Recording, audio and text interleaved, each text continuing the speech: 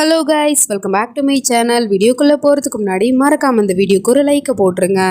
Last பார்ட்டில் நம்ம மயூரா ஓம்கார் ரெண்டு பேரையுமே அந்த வில்லிக்காரி கொலை பண்ணியிருப்பா. அவங்களோட ரெண்டு பேரோட உயிருமே போயிடுச்சு. உடலுக்கு தான் அழிவே தவிர உண்மையான காதலுக்கு அழிவில்லை அப்படிங்கிற மாதிரி 20 வருஷம் கழிச்சு ரெண்டு பேருமே மறுபடியும் பிறந்து வராங்க. ஏன்னா அவங்களோட உண்மையான காதல் ஜெயிக்கணும் அப்படிங்கிறதுக்காக இப்போ நம்ம ஹீரோவை தான் காட்டுறாங்க.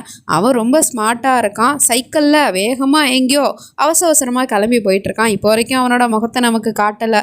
அப்போது ஒரு பொண்ணு அங்கே தூரமாக பஸ்ஸுக்கு வெயிட் பண்ணிக்கிட்டு இருக்கா. அந்த இடத்துல தான் இவனுமே சைக்கிளை ஸ்டாப் பண்ணுறான். எதுக்காகனா அவன் காலில் இருக்கிற போட்டிருந்த ஷூ பிஞ்சு போயிடுச்சு.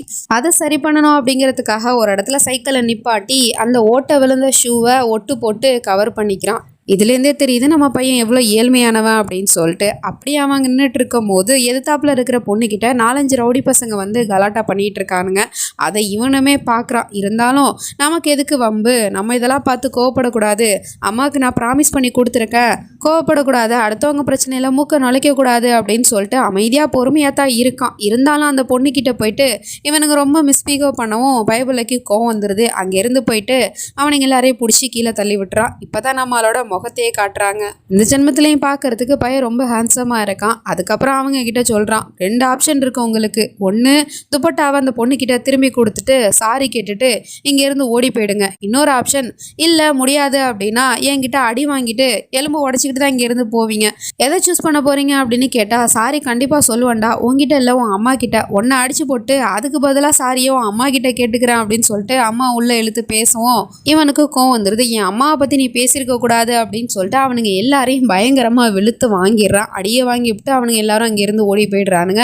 அதுக்கப்புறம் இவன் அந்த துப்பட்டாவை எடுத்துகிட்டு போயிட்டு பொண்ணுக்கிட்ட கொடுத்தா அந்த பொண்ணு தேங்க்யூ சொல்கிற விதமாக இவன் ரொம்ப பார்க்கறதுக்கு ஹேண்ட்ஸமாக இருக்கான் இல்லையா, டக்குன்னு கட்டி பிடிச்சிக்கிட்டு தேங்க்யூ ஸோ மச் அப்படிங்கிற மாதிரி சொல்லிக்கிட்டு இருக்கு. அப்போ பார்த்தா பின்னாடியிலேருந்து ஒரு செருப்பு பறந்து அவனோட முதுகிலே விழுகுது. அதை தூக்கி போடுறது வேற யாரும் இல்லை, இவனோட அம்மா தான். அதாவது இந்த ஜென்மத்தில் இவங்க தான் இவனோட அம்மா. அவங்க அங்கேருந்து இவனோட காதை பிடிச்சி திருகி, உங்ககிட்ட என்னடா சொன்ன, உன்னை வேலைக்கு போக சொன்னா நீ என்னடா நான் இங்கே நின்று நடு ரோட்டில் நின்று சண்டை போட்டுக்கிட்டு இருக்க, இதெல்லாம் உனக்கு தேவையா அப்படின்னு சொல்லிட்டு பயங்கரமாக அடிச்சுக்கிட்டு இருக்காங்க. அப்போ அப்படி அடிக்கும் போது அவங்களோட காலில் கல் குத்திடுது. உடனே இவன் பதறி போயிட்டு அம்மா அப்படின்னு சொல்லிட்டு அவங்களோட காலை அப்படியே நல்லா தடவி விட்டுட்டு அதுக்கப்புறம் செப்பல்லாம் போட்டு விட்டுட்டு சொல்லிக்கிட்டு இருக்கான், உங்களுக்கு கோமா இருந்தால் என்ன அடிங்க, அதை விட்டுட்டு உங்களை நீங்களே எதுக்காக காயப்படுத்திக்கிறீங்க அப்படின்னு சொல்லிட்டு நடந்த விஷயத்தையுமே சொல்கிறேன். இந்த மாதிரி நீங்கள் யாருக்கிட்டே நான் சண்டைக்கு போகக்கூடாது அப்படின்னு சொல்லிட்டு ப்ராமிஸ் வாங்கினது என்னமோ உண்மை தான். ஆனால் இந்த பொண்ணுக்கிட்ட எல்லாரும் கலாட்டா பண்ணிட்டு இருந்தானுங்க. அதனால தான் அந்த பொண்ணை காப்பாற்றுறதுக்காக அவங்கள அடிக்க வேண்டியதாயிடுச்சு அப்படிங்கிற மாதிரி சொன்னா. ஆனால் நம்ம அப்படின்னு அவங்க ஏதோ சொல்ல வராங்க. எனக்கு தெரியுமா, நம்ம ரொம்ப ஏழ்மையான குடும்பங்கிறது எனக்கு தெரியும். என்னோட அப்பா நான் பிறக்கிறதுக்கு முன்னாடியே இறந்து போயிட்டாரு. ஒரு தனியாளா நீங்கள் என்ன வளர்த்துருக்கீங்க. அப்படி இருக்கும் போது நான் உங்களோட மரியாதையை கெடுக்கிற மாதிரி எந்த ஒரு விஷயத்தையும் பண்ண மாட்டேன். அப்புறம் பாருங்க, நீங்கள் எனக்காக எவ்வளோ கஷ்டப்பட்டு இந்த சைக்கிளை பணத்தை செய்து நீங்கள் எனக்கு இதை வாங்கி கொடுத்தீங்க, இந்த சைக்கிளுக்கு எதுவும் ஆகலாமா அப்படின்னு சொல்லிட்டு காமிச்சிக்கிட்டே இருக்கான். அதுக்கப்புறம் அந்த பொண்ணு அங்கேருந்து போயிடுறா. அப்புறம்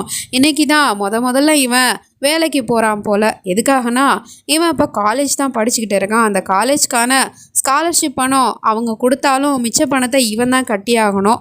அதுக்காவது வேலைக்கு போகணும் அப்படிங்கிறதுக்காக தான் வேலை தேடிக்கிட்டு இருக்கான். இன்றைக்கி தான் அந்த வேலைக்குமே ஜாயின் பண்ண போகிறான். ஸோ அதுக்காக அம்மா கையில் கயிறுலாம் கட்டி அனுப்பி வைக்கிறாங்க, நல்லபடியாக போயிட்டு வாப்பா அப்படின்னு சொல்லிட்டு. ஸோ இதுதான் நம்ம ஹீரோவோட வாழ்க்கை. இப்படி ஒரு வாழ்க்கையை அவன் வாழ்ந்துக்கிட்டு இருக்கான். அப்படியே அங்கே சீனை கட் பண்ணி இந்த பக்கம் நம்ம ஹீரோயினே தான் காட்டுறாங்க. அவள் ரொம்ப பணக்கார வீட்டு பொண்ணு போல் ரொம்ப பணக்காரத்தனமாக நடந்து வந்துக்கிட்டு இருக்கா. அவளோட காரை பார்த்துட்டு ஃப்ரெண்ட்ஸ் எல்லாரும் வாயை பொழக்கிறாங்க. கிட்டத்தட்ட ஒரு 40 லட்ச ரூபா பெருமா இந்த காரு அப்படின்னு கேட்டால் அவள் உடனே சொல்கிறா, ஆமாம் 40 லட்ச ரூபா இல்லை, என் அப்பாவால் என் கூட 40 நிமிஷம் டைம் ஸ்பெண்ட் முடியல அப்படிங்கிறதுக்காக எனக்கு இந்த 40 லட்ச ரூபா காரை கிஃப்ட் கொடுத்துட்டாரு. என்ன பண்ணுறது, அவரும் பெரிய பிஸ்னஸ் மேன் இல்லையா, அவருக்கு எங்கே இருக்குது டைமு அப்படிங்கிற மாதிரி சொல்லிட்டு ரொம்ப ஸ்டைலிஷான பொண்ணாக இருக்கா. அப்புறம் ஃப்ரெண்ட்ஸ் எல்லாம் அந்த புது காரில் ஏற்றிக்கிட்டு எங்கேயோ ட்ரைவ் பண்ணி போயிட்டுருக்கா. நம்ம ஹீரோயினியை பார்க்கும்போது இப்போ ரொம்ப பணக்கார வீட்டு பொண்ணாகவும் நம்ம ஹீரோ ஒரு ஏழ்மையான வீட்டு பையனாகவும் இருக்கான். இதுதான் இந்த ஜென்மத்தில் நமக்கு கொடுத்துருக்க ட்விஸ்ட்டு. அப்படி பார்த்தா கதைக்களமே மாற வாய்ப்பு இருக்குது. என்ன ஏதுன்னு போக போக தான் பார்க்கணும். அப்புறம் நம்மளால வேற இன்டர்வியூவுக்கு டைம் ஆகிடுச்சு அப்படின்னு சொல்லிட்டு வேகமாக சைக்கிளை ஓட்டிக்கிட்டு வந்துக்கிட்டு இருக்கான். புயல் வேற பயங்கரமாக அடிச்சுக்கிட்டு இருக்குது. ஏன்னா அதுக்கு ஆப்போசிட் டைரக்ஷனில் தான் நம்ம ஹீரோயினுமே வேகமாக காரை ஓட்டிக்கிட்டு வந்துக்கிட்டு இருக்கா. எதிர்த்தாப்புல ஒரு பையன் இப்படி ரோட்டை மறைச்சிக்கிட்டு வண்டி ஓட்டிக்கிட்டு இருக்கிறத பார்த்துட்டு இவளுக்கு டென்ஷன் ஆகுது. இது என்ன அவன் அப்போ வீட்டு ரோடா, இப்படி நடு ரோட்டில் வண்டி ஓட்டிக்கிட்டு போயிட்டு இருக்கான், அவனுக்கு சரியான பாடத்தை கற்றுக் கொடுத்தே ஆகணும் அப்படின்னு சொல்லிட்டு வேகமாக போயிட்டு அவனை அவனை சடார்னு இடிச்சிடுறா. அதில் அவன் கீழே விழுந்ததை பத்தாதுன்னு இவன் வேற எதிர்த்தாப்புல இருக்கிற ஒரு சவத்தில் வேற போய் மோதிடுறா போல. ஸோ 40 லட்ச ரூபா காரு ஒரு நிமிஷத்தில் அங்கே ஸ்க்ராட்ச் ஆகி புகஞ்சு போயிடுச்சு. அதுக்கப்புறம் அவள் காரை விட்டு இறங்கி அங்கேருந்து நம்ம ஹீரோவை தான் வந்து திட்டிக்கிட்டு இருக்கா. என் காரை டேமேஜ் பண்ணிட்டால, ஒன்னால தான் இது நடந்துச்சு அப்படின்னு சொன்னா என்னையும் தான் நீ தள்ளி விட்ட, அதுக்கு நீ மட்டும் சாரி கேட்டியா என்ன அப்படிங்கிற மாதிரி சொல்லிட்டு 2 பேரும் ஒருத்தர் அப்படியே சந்திச்சுக்கிறாங்க. ஸ்டார்டிங் எடுத்தவொடனே மோதல்ல தான் ஆரம்பிக்குது. அவ உடனே என்ன திமுறாவும் அப்ப விட்டு ரோடு மாதிரி நீ தானே நடு ரோட்ல வந்த அப்படின்னு சொன்னா ஆமான்னு அவனும் சொல்றான். என்ன இந்த ரோடு உன் அப்ப விட்டு ரோடுன்னு சொல்ல வரியா அப்படின்னு கேட்டா இல்லையே இந்த சைக்கிள் என்னோடது, ஸோ நான் என் சைக்கிளை எங்க வேணாலும் ஓட்டிட்டு போவேன், அதை கேட்கறதுக்கு உனக்கு எந்த ரைட்ஸ் இல்லை, ஏன்னா இது உன்னோட அப்ப விட்டு ரோடு ஒன்றும் கிடையாதுல்ல அப்படிங்கிற மாதிரி அவனும் திமுறா தான் பேசிக்கிட்டே இருக்கான். உடனே இவளுக்கு கோவம் வந்து அந்த சைக்கிளை எட்டி ஓங்கி உதச்சி விடுறா. இதை பார்த்தோன்னே இவனுக்கு கோவம் வந்துடுது. ஏன்னா அம்மா கஷ்டப்பட்டு வாங்கி கொடுத்த சைக்கிள் இல்லையா, அதனால அந்த சைக்கிளை எடுத்து இவன் ஓரமாக நிப்பாட்டிட்டு அங்கேருந்து போயிட்டு அவளோட காரை எட்டி ஓங்கி உதச்சிக்கிட்டே இருக்கான். ஹவு டேர் யூ, எவ்வளோ திமுரு இருந்தால் என் காரை நீ எட்டி உதச்சிருப்ப அப்படின்னு கேட்டால் நீயும் தானே என் சைக்கிளை உதச்ச, ஸோ ரெண்டுத்துக்கு சரியாக போயிடுச்சிங்க பாருமா, நீ இங்கேருந்து கிளம்பு, இல்லைனா தேவையில்லாமல் போலீஸ் ஸ்டேஷனில் போயிட்டு உன்னை பற்றி கம்ப்ளைண்ட் கொடுக்க வேண்டியதாக இருக்கும், ஏன்னா நீ தான் நான் சும்மா போயிட்டு இருந்தேன் என்ன இடிச்சு தள்ளின அப்படிங்கிற மாதிரி சொன்னதும் ஓ இப்போதான் புரியுது நீ எதுக்கு ட்ரை பண்ணிட்டு இருக்கேன்னு, ஒரு நிமிஷம் இரு அப்படின்னு சொல்லிட்டு அவன் அங்கேருந்து போயிட்டு பணத்தை எடுத்துகிட்டு வந்துட்டு அவனோட மூஞ்சிலே தூக்கி விட்டு எரிஞ்சிக்கிட்டு இருக்கா.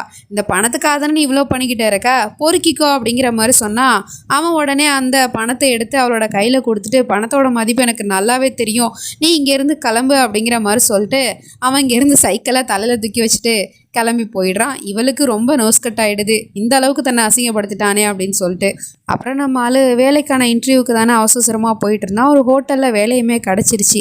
ஆனால் உன்னோட வேலை கன்ஃபார்ம் ஆகணும் அப்படின்னா இந்த ஹோட்டலோட பொண்ணு அவங்க இன்னும் கொஞ்சம் நேரத்தில் வந்துடுவாங்க, அவங்கள நீ மனசு கோணாதபடி நல்லபடியாக பார்த்துக்கிட்ட அப்படின்னா உனக்கு இந்த வேலையும் சரி பணமும் சரி ஈஸியாக கிடைக்கும், அதுக்கப்புறம் நீ செட்டில் ஆகிடுவ அப்படிங்கிற மாதிரிலாம் சொன்னதும் ஒன்றும் பிரச்சனை இல்லை நான் பார்த்துக்கிறேன் அப்படிங்கிற மாதிரி சொல்லிட்டு இவன் அந்த பொண்ணுக்காக வெயிட் பண்ணிக்கிட்டு இருக்கான். அந்த பொண்ணுமே வரா, எல்லாரும் வெல்கம் பண்ணிக்கிட்டு இருக்காங்க. அதுக்கப்புறம் பொண்ணோட முகத்தை பார்த்துட்டு இந்த பையன் பயங்கரமா ஷாக் ஆயிடுறான்.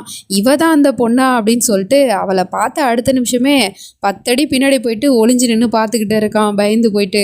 அப்போ அவளுமே மேனேஜர்கிட்ட பேசிக்கிட்டே உள்ளே வந்துட்டுருக்கா. அவகிட்டேருந்து எப்படியாவது தப்பிக்கணும் அப்படிங்கிறதுக்காக இவன் அங்கேருந்து போகிறேன்னு சொல்லிட்டு அங்கே இருந்த கூண்டை வந்து கீழே தள்ளி விட்டுறான். டக்குன்னு இவ திரும்பி பார்த்துடுறா. அந்த கூண்டையும் சரி அவனையும் சரி நமக்கு ஃபோக்கஸ் பண்ணி காட்டுறாங்க. போன ஜென்மத்தில் இந்த மாதிரியான ஒரு கூண்டுக்குள்ளே தானே நம்ம ஹீரோயினியை இந்த பைய அடைச்சி வச்சு கொடுமைப்படுத்திட்டு இருந்தான். அதனால அப்புறம் அவனை பார்த்த உடனே இவ கோவப்பட்டு நீ இங்கே என்னடா பண்ணிக்கிட்டு இருக்க அப்படின்னு சொல்லிட்டு கத்திக்கிட்டு இருக்கா. மேனேஜர் தான் வந்து அறிமுகப்படுத்துகிறாரு. இந்த மாதிரி இந்த பயலோட பேர் ஓம்கார், இவன் இப்போ தான் வேலைக்கு சேர்ந்துருக்கான் அப்படின்னு சொல்லிட்டு. ஓ நீ என்னோட ஹோட்டலில் வேலைக்கு வர்றதுக்காக தான் அவ்வளோ அவசரமாக வந்தியோ அப்படிங்கிற மாதிரி கேட்டா ஆமாம் நான் அதுக்காக தான் வந்தேன், என்னை புரிஞ்சுக்கிட்டீங்களே அதுவே சந்தோஷம் அப்படிங்கிற மாதிரி சொன்னால் இல்லை இதுக்கப்புறம் நான் அவனோட முகத்தை நான் பார்க்கவே கூடாது, இங்கேருந்து கிளம்பு உனக்கு வேலை இல்லை அப்படிங்கிற மாதிரி அசால்ட்டாக சொல்லிட்டு போகிறா.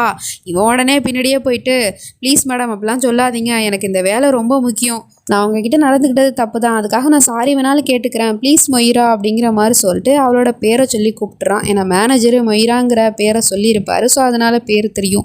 எனது மொய்ராவா, என் பேரை சொல்லி கூப்பிடுற அளவுக்கு உனக்கு அவ்வளோ திமுறா, மொய்ரா மேடம்னு சொல்லு அப்படிங்கிற மாதிரி சொன்னதும் அவனும் சரி மேடம்னு சொல்லிட்டு சொல்கிறான். அப்புறம் அவளும் கேட்குறா இந்த வேலை உனக்கு ரொம்ப முக்கியம் அப்படின்னா அந்த வேலைக்காக நீ என்ன வேணாலும் செய்வ போலையே அப்படின்னு கேட்டால் ஆமாம் செய்வேன்னு சொல்கிறான். அப்படின்னா நான் சொல்கிற எல்லா வேலையுமே நீ பண்ணணும், நீ பண்ணுற வேலையில் நானே இம்ப்ரெஸ் ஆகி ஒன்று இந்த வேலையில் நிரந்தரமாக வச்சுக்கலாமா வேணாமாங்கிறத பற்றி நான் அப்புறமா தான் யோசிப்பேன், அதுக்கு முன்னாடி நீ என்ன செய்யணுங்கிறத நான் சொல்கிறேன் அப்படிங்கிற மாதிரி சொல்லிகிட்டு இருக்கா. ஸோ 2 பேருமே இப்படி ஸ்டார்டிங்லேயே மோதிக்கிறாங்களே, எப்படி இவங்களோட லவ் ஸ்டோரி ஸ்டார்ட் ஆக போகுது அப்படிங்கிறதுலாம் தெரியல, வெயிட் பண்ணி தான் பார்க்கணும். நெக்ஸ்ட் நம்ம அடுத்த பாட்டில் பார்த்து தெரிஞ்சுப்போம். அது வரைக்கும் பை ஃப்ரெண்ட்ஸ்.